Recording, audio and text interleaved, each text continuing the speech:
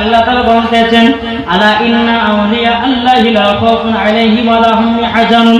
যিনারা আল্লাহর ওলি হয়ে যায়, যিনারা আল্লাহর দোস্ত হয়ে যায়, বাবা যে তিনাদের এ জগত ভয় নাই, পরজগত ভয় নাই। চলো পড়েন সুবহানাল্লাহ। আল্লাহ বলতেছে যারা ওলিদেরকে মহব্বত করবে তাদের কবরে ভয় নাই। জোরে বলেন সুবহানাল্লাহ। ঠিক কিনা বলেন? চলেন। এক বেদখলি বাবাজি এক ইহুদি গাউসুল পাককে চেকিং করবে। ঘটনাটা শুনেছে কিনা জানি না, তবে শুনে যান। এক ইহুদি একটা বাচ্চা ছেলেকে বলছে, শোনো আজ গাউসুল পাকের পাওয়ার কতটা দেখবো। কে বলছে? ইহুদিটা। ইহুদিটা একটা বাচ্চা ছেলেকে বলতেছে, বাচ্চা ছেলে বাগদাদের সবাই তিনাকে বড় ওলি বলে মানে, আজকে তিনার পাওয়ার দেখবো কত। বলে কি দেখবেন? বাচ্চারা বলছে কি দেখবে? বলে তোমাকে মৃত্যু লাশ আপনার কিনা জীবিত আছো, তোমাকে লাশ বানিয়ে নিয়ে যাবো গাউসে পাকের কাছে। বাচ্চারা বলছে এটা কোনো বললে হয়? বলে তুমি মরবে না, তুমি মরার অভিনয় করবা। এটা কাপড় নিয়ে এসেছে। কাপড় নিয়ে আসার পরে বাবাজি যেমন মানুষ মারা গেলে কাপড়টাকে বাঁধা হয়, ওই রকম ভাবে আপনার বেঁধে নিয়েছে বাবা। বেঁধে নেওয়ার পরে ইহুদি করে আপনার গাউসে পাকের কাছে নিয়ে গেল। নিয়ে যাওয়ার পরে বলছে গাউসে পাক, গাউসে পাক আপনি বলে বিশাল বড় আল্লাহর ওলি, আপনাকে প্রমাণ দিতে হবে আপনি কত বড় ওলি, আজকে প্রমাণ হবে। ওখানে হাজার হাজার বাবা মানুষ বাবা দাঁড়িয়ে আছে। বিরাট ইসলাম মাদের সামানিক রাম ইহুদি করে বলতে থাকো গাউসে পাক, ও গাউসে পাক আপনার কাছে আমি একটা জানাজার নামাজ পড়াতে নিয়ে এসেছি, আপনি জানাজার নামাজটা পড়িয়ে দিন। আমার গাউসে পাক বলতেছে বলে জানাজার নামাজ পড়াবো। ইহুদি করে বলছে যে পড়াবার জন্য আপনার কাছে নিয়ে এসেছি আর আপনি অনুমতি নিচ্ছেন মানে? আমার গাউসে পাক বলতেছে বলে ইহুদি শোনো, তুমি যে বলছে বাচ্চা ছেলের জানাজা পড়াবো, আচ্ছা পড়াবো। ইহুদিটা বলছে পড়ান। আমার গাউসে পাক বলছে আবার বলছে পড়াবো। ইহুদিটা বলছে পড়ান। আর একবার বলতেছে বলে পড়াবো, বলতেছে পড়ান। কিন্তু ইহুদিটা বাচ্চাটাকে বলে দিয়েছিল এই বাচ্চা যখন গাউসে পাক জানাজার যখন একটা তাকবীর মারবে, তুমি জানাজার তোমার কাপড় শরীরের জানাজার কাপড় যখন দাঁড়াবে, তোমার শরীরের কাপড় গলে আস্তে আস্তে তুমি খুলবে। দ্বিতীয় তাকবীর দিবে, তুমি আস্তে আস্তে খাটনি থেকে উঠবে। তিনবার আপনার খাটে আপনাকে তাকবীর দেবে, তুমি দাঁড়িয়ে যাও। বাচ্চাটাকে এইরকম ভাবে ইহুদিগুলো শিখিয়ে দিয়েছে। কিন্তু গাউসে পাক আমার বলতে আছে বলো ইহুদি জানাজার নামাজ পড়াবো। ইহুদি বলছে পড়ান। আমার গাউসে পাক বাবা পিরানে তিন দস্তগি মাহবুবে সুবহানি কুতুবে রব্বানি শেখ আব্দুল কাদের জিলানী ওয়া গিলানী রাহমাতুল্লাহ আলাইহি বাচ্চাটার বাবা দিলাস্তাও যেমন আপনার শুনিয়ে দিয়েছে। আমার গাউসে পাক তো জানে মুর্দা নয়, এই ছেলেটা জীবিত। আমার গাউসে পাক জানে কি জানে না? যার জানাজা পড়াচ্ছে মানে গাউসে পাক জানে যে জীবিত, মুর্দা নয়। তবে আবার তাকবীর দিয়েছে আল্লাহু আকবার। গাউসে পাক জানাজা দাঁড়িয়ে গেছেন। জানাজাতে যেমনই বাবা দাঁড়িয়ে যাও, একটা তাকবীর দেওয়া হলো আর একটা তাকবীর দেওয়া হয়েছে। এদিকে ইহুদিদের বাবাজি কলিজা বাবা হালতে লেগেছে। ব্যাপারে কি বাচ্চাটাকে উঠাবার কথা বলেছিলাম, একটা তাকবীর মারলে পরে তোমার কাফনের কাপড় গলে খুলবো। দ্বিতীয়বার তাকবীর মারবে, তুমি আপনার কেনা খাটিন থেকে উঠবো। তিনবার তাকবীর দিবে, খাড়া হয়ে দাঁড়িয়ে যাব। এখন তো দুই তাকবীর হয়ে গেল, দেখি তিন তাকবীর কি করা যায়। আমার গাউসে আযম তিনি আবার তিন তাকবীর দিয়েছে আল্লাহু আকবার। বাবা দিন দাঁড়ালো। আমার গাউসে পাক 4 নম্বর তাকবীর দিয়েছে। বাবা ডানে বামে সালাম ফিরাও। আমার গাউসে পাক বলতে যাই ইহুদি যাও নিয়ে যাও, তাকে জানাজা পড়া হয়ে গেল। এখন তাকে দাফনের ব্যবস্থা করো। তাকে তাড়াতাড়ি করে বাবা আড়ালের দিকে নিয়ে যাওয়া হলো। সত্যি সত্যি বাবা ছেলেটাই মারা গেল। সত্যি মারা গেছে। এখন ইহুদিগুলো মনে মনে চিন্তা চাল্লা পরের ছেলে দিয়ে এসে মারা গেল, এখন জবাব দিব তো দিবে কি করবো। ইহুদিগুলো এসে দেখে অসুপাক, হুজুর আমাদের ভুল হয়ে গেছে, ক্ষমা করে দিন। বলে কেন, কি হয়েছে? বলে হুজুর আমি জীবিত ছেড়ে দিয়ে এসেছিলাম, আপনি জানাজা পড়িয়ে ওকে মারেই ফেলেছেন আপনি। আমার অসুপাক বলছে, ইহুদি তার জন্য তোমাকে 3-4 বার বলেছি জানাজা পড়াবো, তুমি হ্যাঁ বলেছো 3 বার নয়, 1 বার নয়, 2 বার নয়, তোমাকে 3 বার জিজ্ঞাসা করেছি, তুমি 3 বারই হ্যাঁ বলেছো, আমি তারই জন্য জানাজা পড়িয়ে দিয়েছি, ছেলেটাও মারা গেছে। ইহুদিগণ বলতেছে, বলে হুজুর আমাদের বিশ্বাস হয়ে গেল, আপনি বিশাল বড় আল্লাহর ওলি, আপনি হচ্ছেন আল্লাহর ওলি, আমাদের বিশ্বাস হয়ে গেছে। এই বাচ্চাটাকে আপনি জীবিত করে দিন, জীবিত করে দিন। হাজার হাজার মানুষ বাবা দিয়েছে, এখন সমস্ত মানুষেরা বলতেছে তোমরা কি পাগল হয়ে গেছো, যেই ছেলে মারা গেছে তাকে আবার জীবিত করবে কি করে?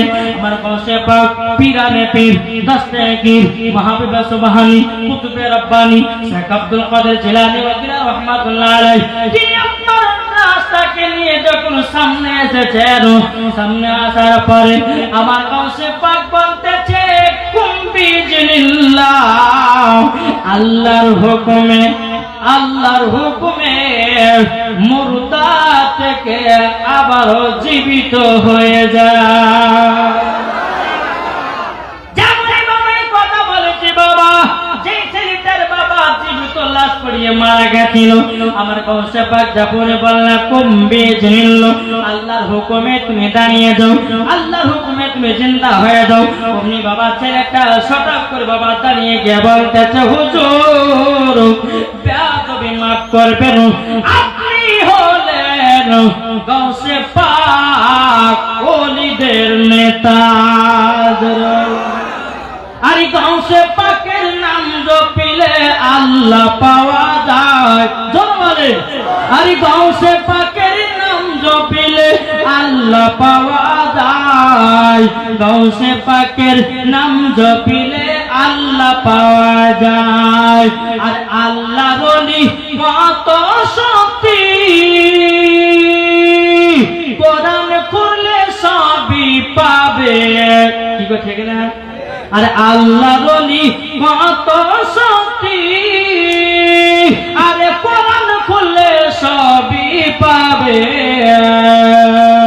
গৌসে পাকের নাম জপিলে আল্লাহ পাওয়া যায়, গৌসে পাকের নাম জপিলে আল্লাহ পাওয়া যায়, গৌসে পাকের নাম জপিলে আল্লাহ পাওয়া যায়। জোরে বলেন। হুজুর গো আমাদের বেয়াদবি মাফ করে দিবেন, আপনি আল্লাহর ওলি, আমাদের বিশ্বাস হয়ে গেছে, আমাদের বিশ্বাস হয়ে গেছে, হুজুর বেয়াদবি মাফ করবেন। ইহুদি বলে বাবা মুসলমান ভাইরা সোনামানি কেন আমার গৌসে পাকের হাতে বায়াত হয়ে মুরিদান হয়ে যায়। এই নাম হচ্ছে গৌসে পাক। আমার গৌসে পাক এখন বাড়িতে বসে আছে, কোথায়? বাড়িতে। এক মহিলার পরস্পর বাবা যে 7টা কন্যা সন্তান হয়েছে, কটা বললেন? 7। আর একটা গর্ভে আছে বাচ্চা। কি গো বুঝতে পারছেন না? যে একটা মহিলার 7টা অলরেডি কন্যা হয়ে গেছে, আর একটা বাচ্চা আছে।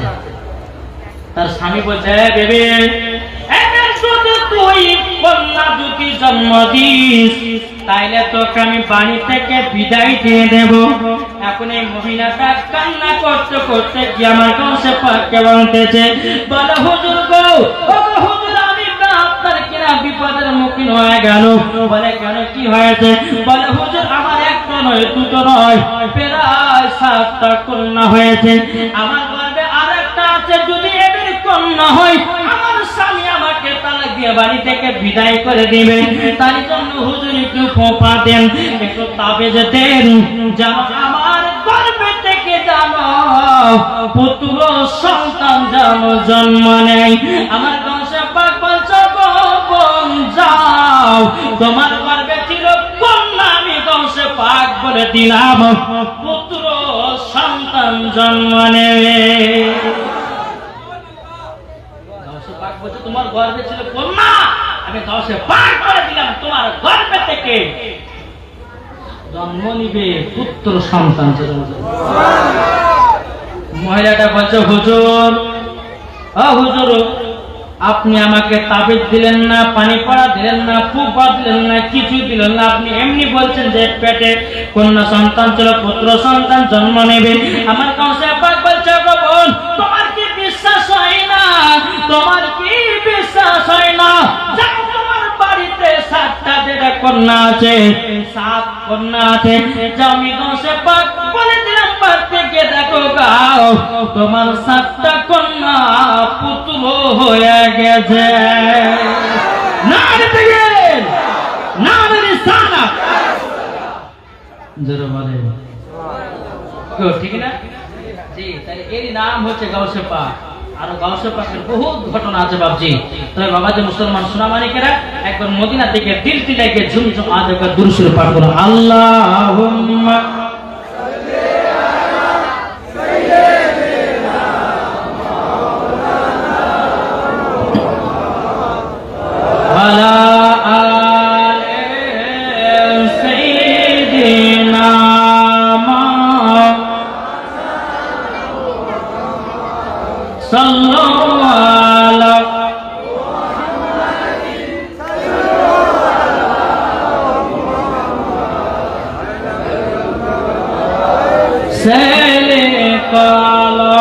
पाक नामे मुहम्मद हरदम ज़बान सफियाना मुहम्मद सल्लल्लाहु ताला अलैहि वसल्लम। তাই বাবাকে মুসলমান বাইরো এর নাম হলো বাবা গাউসে পাক। জোরে করুন সুবহানাল্লাহ। একটা গাউসে পাকের বাঁচপনের ঘটনা বলবো, চলেন বাবা যায় কে যায়। একটা আমার গাউসে পাকের বয়স যখন বাবা 6 বছর, 6 বছর। গাউসে পাকের আব্বার নাম কি? আবু সালেহ মুসা জঙ্গি। তিনি বাবা জুম্মার নামাজ পড়াতে যাবে ইরাকের মসজিদে। কোথায় বললাম? মন দিয়ে শুনবেন তো? জি শুনবেন। মজার ঘটনা দেখেন গাউসে পাক বাচ্চা কালে তিনি কেমন পাওয়ার বালা ছিল। তো জুম্মার নামাজ পড়াবেন, তো আবু সালেহ মুসা জঙ্গি বলছে বেটা তুমি বাড়িতে আরাম করো, আমি আজকে জুম্মার নামাজ পড়াতে যাব ইরাকের মসজিদে। গাউসে পাক বলছে আব্বা আমিও যাব জুম্মার নামাজ পড়তে। জোরে বলে সুবহানাল্লাহ। আবু সালেহ মুসা জঙ্গি বলছে বেটা বহুত রাস্তা তোমাকে যেতে হবে না, তুমি আমাদের এলাকায় যাও নামাজটা আদায় করো। গাউসে পাক বলতেছে বলো আপনার সাথে আমরা যেতে চাই, আব্বা আমাকে নিয়ে চল। আমার গাউসে পাক পিরানে পিদাস্তেগি মাহবুবে সুবহানি কুতুবে রব্বানি সাইয়্যিদ আব্দুল কাদের জিলানী ওয়াকিলা রাহমাতুল্লাহ আলাইহি আব্বাকে বলছে আব্বা গো আপনার সাথে গিয়ে ইরাকের মসজিদে গিয়ে আমি নামাজ পড়তে চাই, আব্বা আপনি আমাকে নিয়ে চলুন, আমাকে নিয়ে চলুন। এদিকে বেরাদুল ইসলাম মুআদ্দাস সামনে গ্রাউ উম্মুল খায়র ফাতিমা বলতে আছে বেটা গো তোমার আব্বার সাথে জুম্মার নামাজ পড়তে যাব। গাউসে পাক বলছে মা আমার আব্বার সাথে জুম্মার নামাজ পড়তে যাব। যেমন দেখবেন বাবাজি আমার ভাইরা তাছাড়া যখন জুম্মার নামাজ পড়তে যায় বাচ্চা বাচ্চা ছেলে সব ধরে কি ধরে না? কি ধরে না? আরে আমার গাউসে পাক বলছে আব্বা যাও আপনার সাথে ইরাকের মসজিদে যাব। এখন বাবাজি আবু সালেহ মুসা জঙ্গি বলছে বেটা যাবে তো চলো চলো চলো যাই। যখন বেটা আপনার কথা চিরানিকে নিয়ে আপনার চলতে লেগেছে, চলতে চলতে চলতে বাবাজি 2 ফাঁকড়ে রাস্তা পড়ে গেছে বাবাজি সোনামানিকের।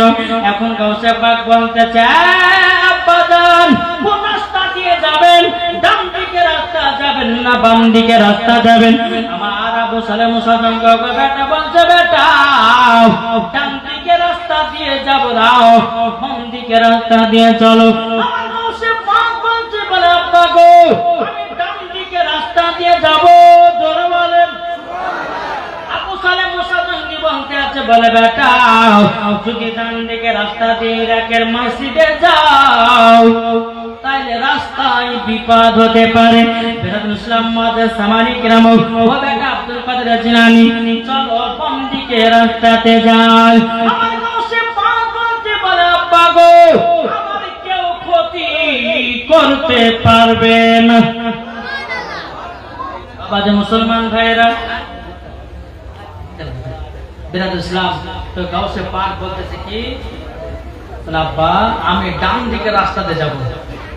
আবু সালাম মুসা জঙ্গি বলতেছে বলে বাম ডান দিকে নয় বাম দিকে চলো, ডান দিকে গেলে বিপদ হবে।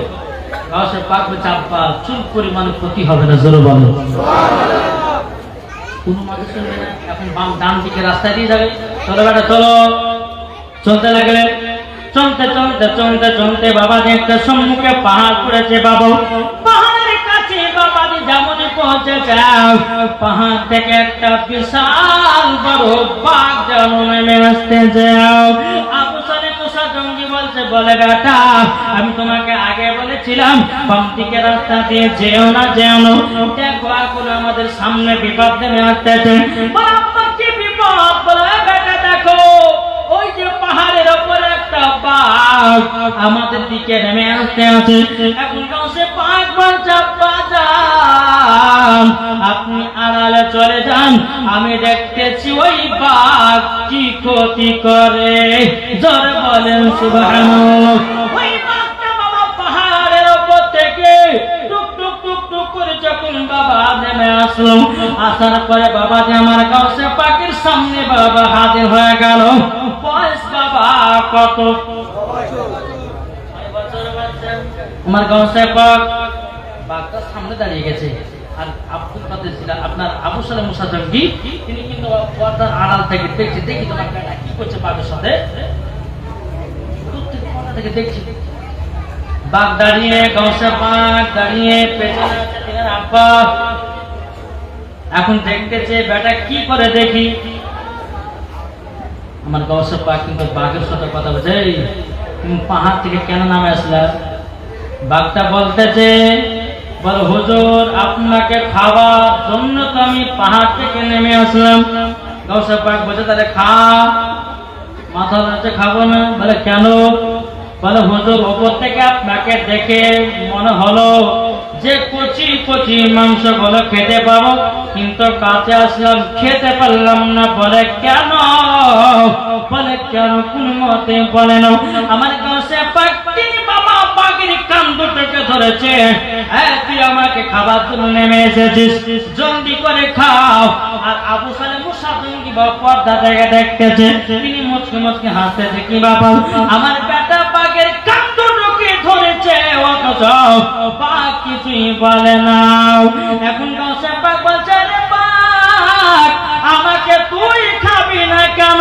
তুই যে পাহাড় থেকে নেমেছিলি নিয়াত করে আমাকে খাবার জন্য, কেন খাবি না বল বল বল। তখন বলতেছে বাঘটা বলে হুজুর বেয়াদবি মাফ করবেন, আপনার কাছে আমি যখনই পৌঁছালাম আপনার শরীর থেকে আমি নবী মুস্তাফার খুশবু পেতেছি। নারে তাকবীর, নারে রিসালাত, মাসলাক আলা হযরত আই লাভ মুহাম্মদ। যারা বলে জিন্দাবাদ জিন্দাবাদ।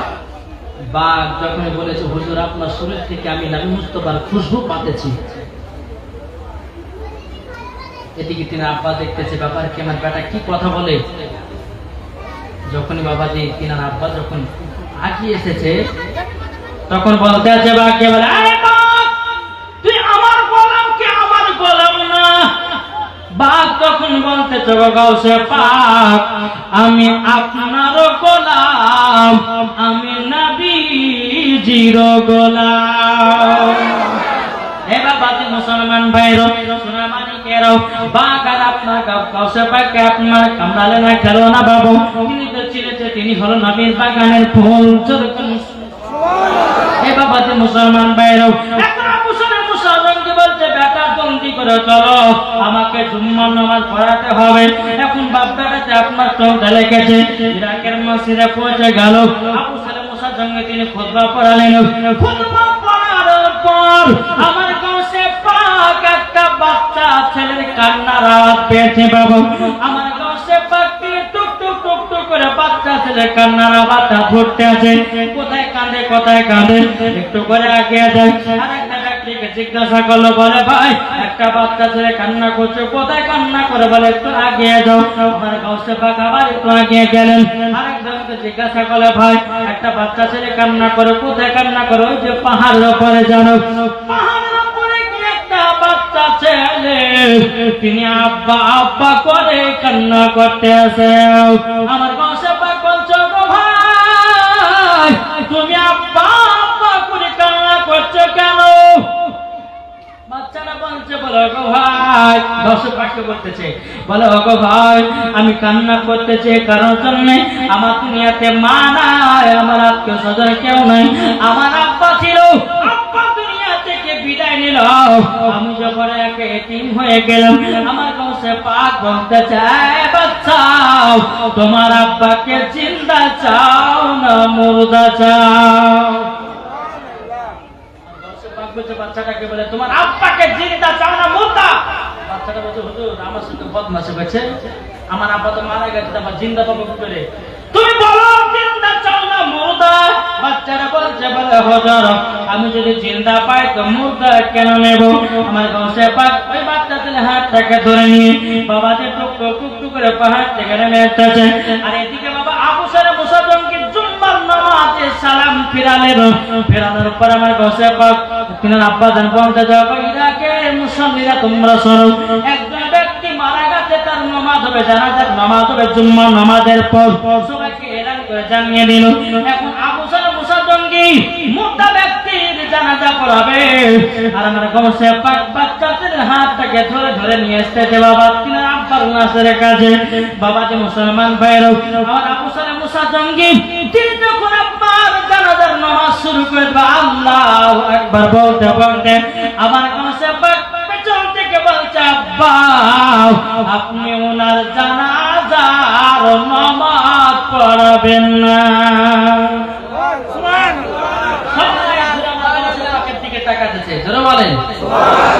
আচ্ছা বলুন, এখানে আমি জালসা করছি, পেছন থেকে যদি কেউ বলে যে একজন মারা গেছে, আমার দিকে তাকাবেন, ওর দিকে কি গো? একজন চিল্লা মেরে যদি বলে যে বাঘ হয়ে গেছে, আর কেউ বসবে? কেউ বসবে? নিজের নিজের দাম নিয়ে নিজে নিজে ঘরে যাবে। বলে মৌলানা ওবায়দুল ইসলাম জামালে তুমি যত ওয়াজ করো শুনবো না, আগে নিজের জানটা বাঁচাবো, ঠিক না? এখন বাবাজি সবাই মুসল্লিরা আপনার গাউসে পাকের দিকে তাকালে বলে, বাচ্চা আবার কি বলতেছে?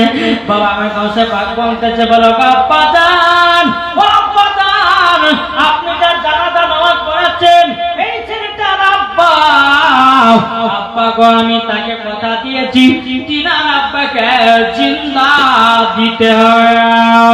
আবু সালে মুসা জঙ্গি বলছে, বেটা মানুষ মারা গেলে জিন্দা করা হয় না, জিন্দা করা হয় না, আর জিন্দা দিবা তো দিবা কেমন করে? সমস্ত আপনার কিনা সমস্ত মুসলিমরা বলতেছে, এই বাচ্চা তোমার কি মাথা খারাপ হয়ে গেছে নাকি? তোমার কি মাথা খারাপ হয়ে গেছে নাকি? বলে কেন কি হয়েছে বলো না? তখন বলতেছে, বলে মানুষ মারা গেলে জীবিত করা হয় না। আমার গাউসে পাক বলছে, আব্বা দাও আপনি আমাকে হুকুম দেন, আমাকে অর্ডার দেন, আমি দেখতেছি জোরাল। এখন আবু সালে মুসা জঙ্গি বলছে, বেটা কি বলে? আমার বেটা বলতেছে আমাকে আমার হাতে পাওয়ার দাও, আমাকে অর্ডার দাও। ঠিক আছে বেটা, তোমাকে অর্ডার দিলাম, জোরে বলেন অর্ডার দিলাম। এখন আমার গাউসে পাক বলতেছে, আমার গাউসে পাক বলতেছে, বাচ্চা তোমার আব্বাকে জিন্দা চাও না মুর্দা? বাচ্চাটা বলছে, হুজুর আমার আব্বাকে জিন্দা চাই। জোরে বলেন বিরাদুল ইসলাম মুআজ্জাজ সামানি কিরাম, এই সোনা মানিকেরা, আমার গাউসে পাক তুমি বাবা তুই কেন হাত তুলে বলছ, আল্লাহ গো আল্লাহ আমি ছেলেটাকে কথা দিয়েছি, আল্লাহ গো আমি ছেলেটাকে কথা দিয়েছি এই মানুষটা জানটা ফেরায়া দাও। আমার আল্লাহ বলছো গো গাউসে পাক তোমার বেলায়েতের হাত দিয়ে চোখ দিয়ে দেখো, যিনি জান কবজ করেছে মালাকুল মাওত কোথায় আছে তাকে ধোঁয়া বের করো। আমার গাউসে পাক আপনার চোখটাকে বন্ধ করলেন, দেখতেছে বাবা মানুষটার জানটা নিয়ে যাচ্ছে। আমার গাউসে পাক বলছে আল্লাহ আপনার মালাকুল মাউত এই ব্যক্তির জানখানা নিয়ে তো চলে যাচ্ছে। আমার আল্লাহ বলছে গাউসে পাক তোমাকে পাওয়ার দিয়েছি, তোমার বেলায়েতের হাত বানিয়ে দাও আর মালাকুল মাউতের মাজাটা ধরো। মাজাটা ধরো। যখনই বাবা আল্লাহর হুকুম পেয়েছে আমার গাউসে পাক বেলায়েতের হাত বানিয়ে দিয়েছে। বাবা যেমনই বেলায়েতের হাত বানিয়ে দাও আমার গাউসে পাক তিনি বাবা কি করেছেন, বাবাজি মালাকুল মাউতের মাজাটা ধরে নিয়েছে। এখন মালাকুল মাউত কে মাজা ধরলা, বলে আমি ধরেছি, জলদি করে জানটা নিয়ে এসো। জান নিয়ে যাচ্ছ, তার জানটা ফিরিয়ে দিয়ে যাও। যখন বাবা যে কথা বলার পরে বিরাজ ইসলাম মাদার সামানে কিনা মালাকুল মাউত বলছে আল্লাহ গো ইনিকে আমার মাজা ধরলো কেন? আল্লাহ বলছে গো মালাকুল মাউত ইনি হলো নবীর বাগানের ফুল, ইনি হলো গৌসুল আজম। যেটা বলে সেটা করো। যখনই গাউসে পাক যখন বলেছে যে নবীর বাগানে, আমার আল্লাহ বলতেছে নবীর বাগানের ফুল, অমনি বাবা যে হাজির, বলে জান দিয়ে যাও। অমনি বাবা যে জানটা তার ভিতরে দেওয়া হলো। গাউসে পাক বলতেছে কুম বিইজনিল্লাহ, আল্লাহর হুকুমে মুর্দা ব্যক্তিকে জীবিত করে দাও। যেমন আপনার কুম বিইজনিল্লাহ বলেছেন, ওই মুর্দা ব্যক্তিটা উঠে দাঁড়িয়ে গেছে। ইরাকের সমস্ত বাবা যারা জুম্মার নামাজ পড়তে এসেছিল তারা মাথার উপর হাত দিচ্ছে, কি ব্যাপার এইটুকু 6 বছরের বালক একটা মুর্দাকে জীবিত করে দিল, তার মানে নিশ্চয় কোন সাধারণ ছেলে নয়, তিনি আপনার সাধারণ ছেলে নয়। এখন গাউসে পাককে বলতে আছে, বলে ছেলে তোমার পাওয়ার পেলে কোথা থেকে? আমার গাউসে পাক বলতেছে আমি হচ্ছে ওলিদের নেতা, আমি হলাম নবীর বাগানের ফুল, আমি হলাম গাউসুল আজম মাঝভান্ডারী। জানো বলে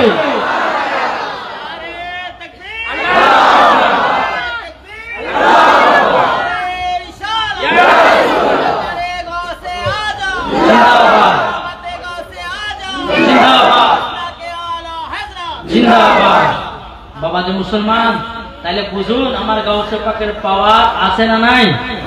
জি। আর আল্লাহর ওলি মরে না কো ওমর চিরদিন, আল্লাহর ওলি মরে না কো ওমর চিরদিন, তাদের দেহ কায়না মাটি কায়না নিরদের, তাদের দেহ কায়না মাটি কায়না নিরদিন। কোথায় আছো ও গাউস পাক, এসো আমাদের কাছে, নয়ন ভরে দেখি তোমার অনেক কথা আছে, নয়ন ভরে দেখি তোমার অনেক কথা আছে। আমরা যে সব নবীর গোলাম, জোরালেন আমরা যে সব নবীর গোলাম, ডাকি বারে বারে, আমরা যে সব নবীর গোলাম, ডাকি বারে বারে, মদদ করো গো নবী কিয়ামতের মাঠে। তাহলে বাবা যে মুসলমান ভাইরা, আল্লাহ নিজের পাওয়ার আছে না নাই? আচ্ছা বলুন, গাউসে পাকের তো শুনলেন বাবা যে খাজা খাজা খাজা গরিবের আমার বাবাজি গরিবদের রাজা, জোরে বলেন তিনি হলো খাজা মঈনুদ্দিন। জোরে বলেন গরিবদের বন্ধু আমার খাজা মঈনুদ্দিন। তিনি যদি ভারতবর্ষতে না আসতেন বাবা, আমরা কোরআন চিনতে পারতাম না, আমরা হাদিস চিনতে পারতাম না, আমাদের মাথায় টুপি পেতাম না, আমাদের মুখে দাঁড়িয়ে পারতাম না। আমার গাউসে আপনার কি নাম? আমার খাজা মঈনুদ্দিন যদি ভারতবর্ষতে না আসতেন বাবা, আমরা সব বেদিন হয়ে মারা যেতাম। আচ্ছা বলো, আমাদের ভারতের মধ্যে কোন নবীগণ এসেছেন? কি গো, আমাদের ভারতের ভিতরে কোন নবীগণ এসেছেন? যে তাহলে নবীগণ আসেননি, ওলিগণ এসে ইসলাম প্রচার করেছে, মুসলমান বানিয়েছে। তাইলে বলুন বাবা, আল্লাহ ওলিকে মানতে হবে কি হবে না? জোরে বলেন না, মানতে হবে। তাই বাবা